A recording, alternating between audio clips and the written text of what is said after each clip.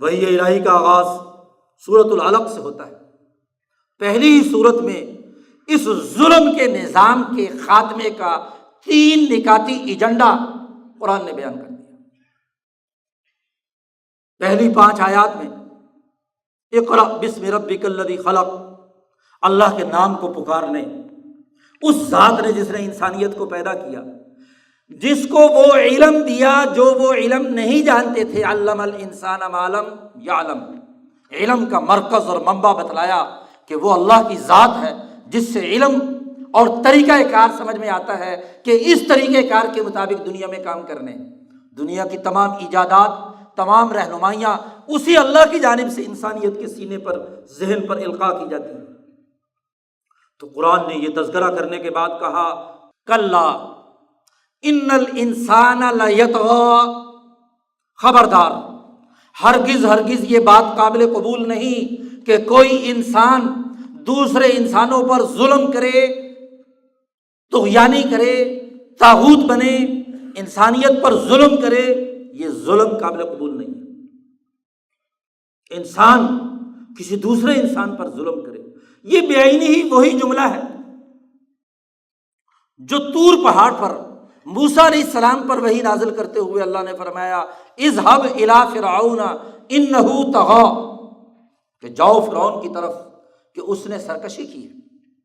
جیسے موسیٰ کو فرعونی نظام کے خاتمے کے لیے بھیجا گیا، ویسے ہی قرآن کی پہلی ہی سورت میں حضور صلی اللہ علیہ وسلم سے کہا جا رہا ہے کہ کلا ان الانسان لیطغی۔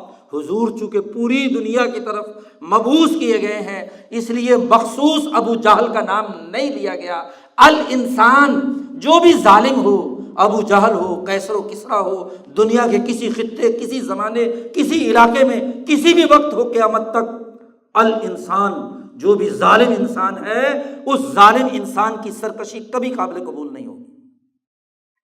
ایک آفاقی کتاب عالمگیر قانون کی کتاب میں عالمگیر قوانین بیان کیے جاتے ہیں۔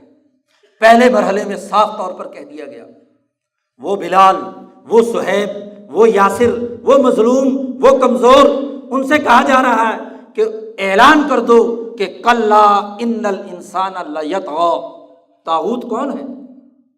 جو خدائی کا دعوے دار بنے، اپنے آپ کو آمر مطلق بنائے، انسانوں کی گردنوں کا مالک بن جائے اور انسانوں پر ظلم و ستم کی سیارات مسلط کرے۔ وہ آیت جو ان فرعون علا فی الارض سے لے کر مفسدین تک، یہ یطغی کی پوری مکمل تفسیر ہے، خاکہ نقشہ کر دیا۔ جو یہ کام کرے اس کے یہ ظلم و جبر کو کسی صورت میں قبول نہیں کیا جا سکتا، ہرگز ہرگز کلا۔ انقلاب کا پہلا نقطہ، کسی مزدور، کسی مظلوم، کسی پیچھے ہوئے طبقے کے اندر یہ حوصلہ پیدا کرنا کہ وہ ظالم کے ظلم کی آمریت کو قبول کرنے سے انکار کرے، پہلا مرحلہ انکار۔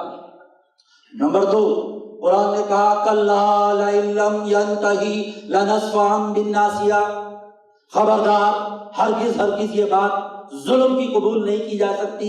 لئن لم ینتہی، اگر یہ فرعون، یہ ابو جہل، یہ عتبہ شیبہ، یہ ظالم، یہ طاغوت، یہ سامراٹ اگر ظلم سے باز نہیں آتا، لئن لم ینتہی، تو کیا ہوگا؟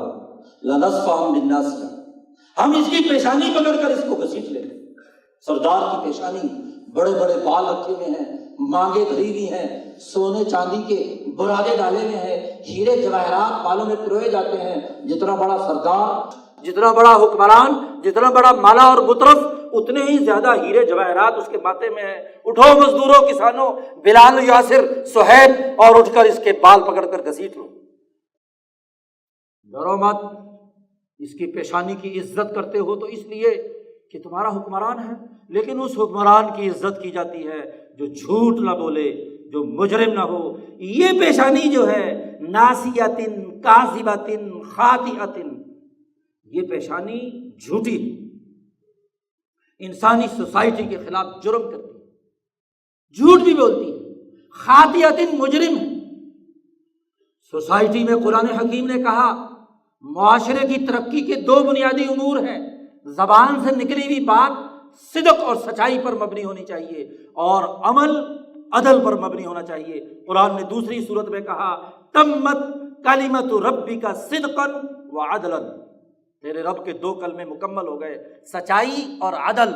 سچائی کی ضد جھوٹ ہے اور عدل کی ضد ظلم اور جرم ہے۔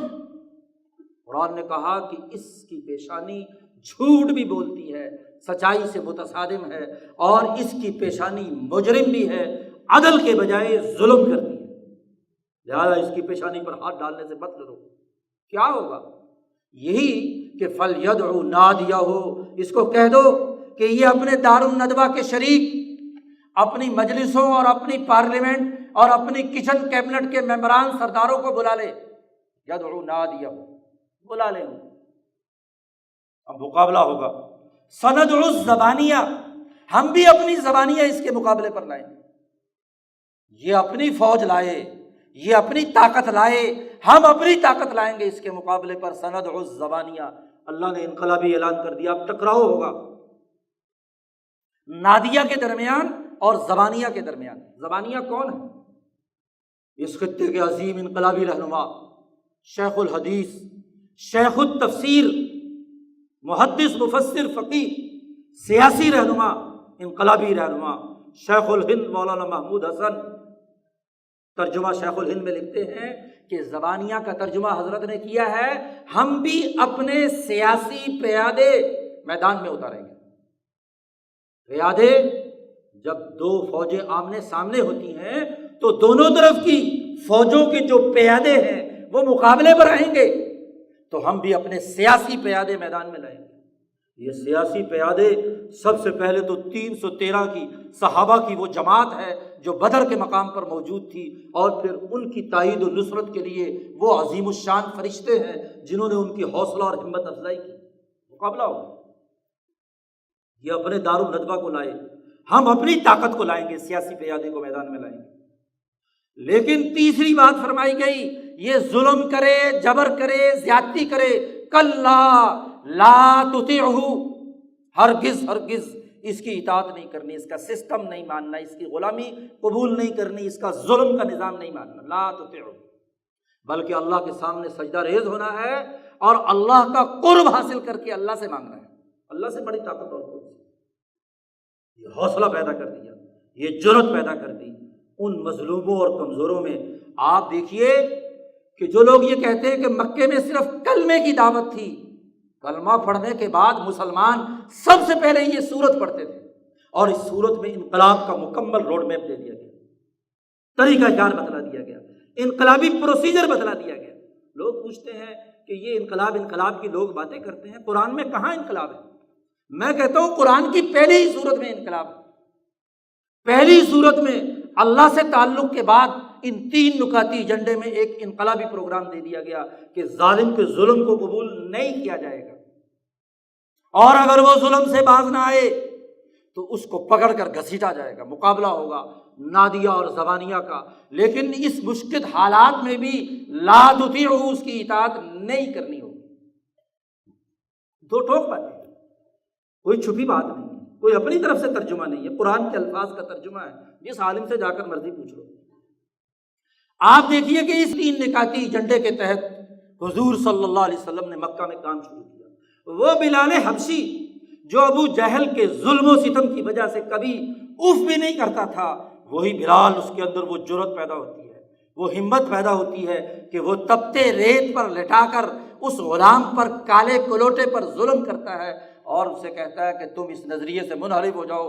وہ کہتا ہے نہیں، چمڑی ادھیڑی جا سکتی ہے لیکن لا تطیعہ، تمہاری اطاعت نہیں کی جا سکتی۔ عہد ان کی زبان پر ہے، اللہ کی طرف رجوع ہے، اللہ کے قرب کے حصول اور اللہ کی طاقت سے حوصلہ پاتے ہیں وہ صحابہ۔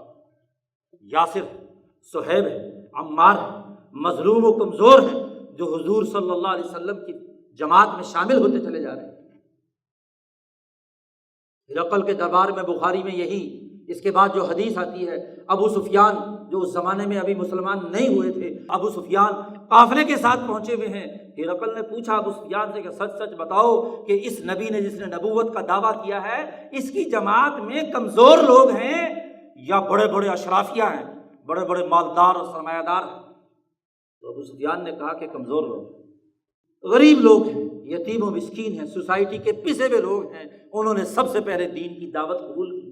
اور حضور اقدس صلی اللہ علیہ وسلم سے مکے کے سرداروں نے کہا کہ ہم ان غریبوں کے ساتھ بیٹھ کر آپ کی بات کیسے سن لیں؟ یہ سارے کمزور یتیم مسکین جو ہمارے غلام ہیں، یہ آپ کی مجلس میں بیٹھے ہوئے ہیں، ان کی موجودگی میں ہم سردار لوگ ہیں، کیسے بات سنیں؟ تو حضور نے حکمت عملی کے تحت ارادہ بنایا کہ چلو ان کی دلجوئی کے لیے ایک دفعہ ان سے علیحدہ مجلس کر لو اور پھر ان کو ساتھ شامل کر لیں۔ قرآن نے وارننگ دی کہ وَاصْبِرْ نَفْسَكَ مَعَ الَّذِينَ يَدْعُونَ رَبَّهُمْ بِالْغَدَاةِ وَالْعَشِيِّ يُرِيدُونَ وَجْهَهُ وَلَا تَعْدُ عَيْنَاكَ عَنْهُمْ تُرِيدُ زِينَةَ الْحَيَاةِ الدُّنْيَا، اور صاف کہہ دیا وَلَا تُطِعْ مَنْ أَغْفَلْنَا قَلْبَهُ عَنْ ذِكْرِنَا وَاتَّبَعَ هَوَاهُ وَكَانَ أَمْرُهُ فُرُطًا۔